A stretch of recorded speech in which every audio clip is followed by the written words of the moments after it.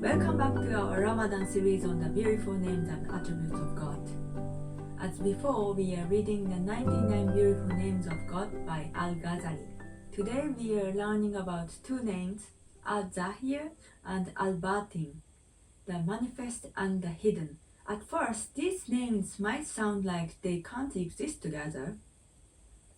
How can anything be manifest and visible, but at the same time it is hidden and invisible? Al-Ghazali explains that these two names are relative. This means that God is hidden when we try to see Him directly with our eyes or imagine Him in our minds. But at the same time, God is manifest when we look at the world with the understanding that everything is a sign pointing to its creator. Reflecting on these attributes reminded me of some very popular Japanese animated films produced by Studio Ghibli. Ghibli is something Japanese are very proud of. In films like My Neighbor Totoro and Prince Mononoke, there is always a feeling that nature holds more than what we can see on the surface. With Totoro, for example, only children can see the forest spirits. They are invisible to adults who walk right past. One interpretation of this film is that it's about keeping wonder and imagination alive, and seeing nature and the world as something more than what's immediately visible.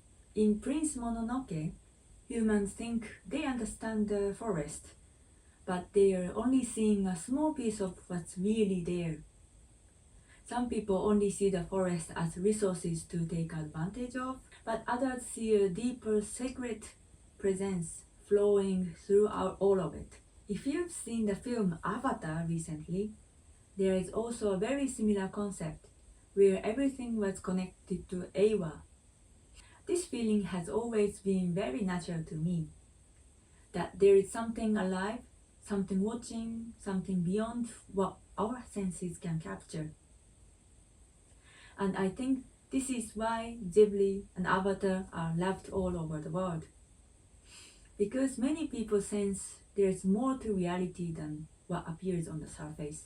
In a similar way, Al-Zahir and Al-Batin explain this deep understanding, telling us that there is more than what we can see and that it all comes from God. As the Quran says, He is the first and the last, the manifest and the hidden, and He is aware of all things. For me, Al-Zahir says, look, the signs are everywhere. All of this points to the Creator. And Al-Batin says, but you can't see everything. God's complete essence remains beyond our perception. And this means accepting there is always more than what we can see. We are encouraged to reflect on these names by recognizing that we ourselves have both of these qualities. For example, we are visible through our actions and words. What we do shows who we are. But our inner nature, our thoughts, our true self, these can be hidden. And during Ramadan especially, I think about how our intentions and sincerity, the things that matter most, they remain hidden from people's eyes, known only to God. Our intentions can be hidden, our struggles can also be hidden, but Allah sees them all.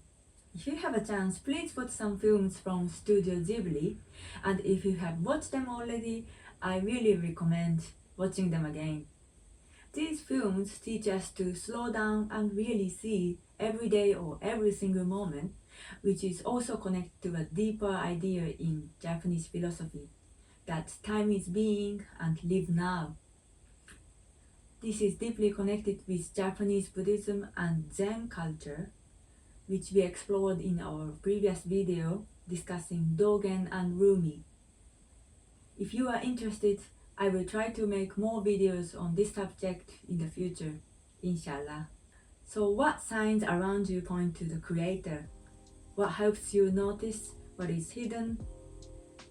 Thank you for joining again, and look forward to seeing you again next time. Matane!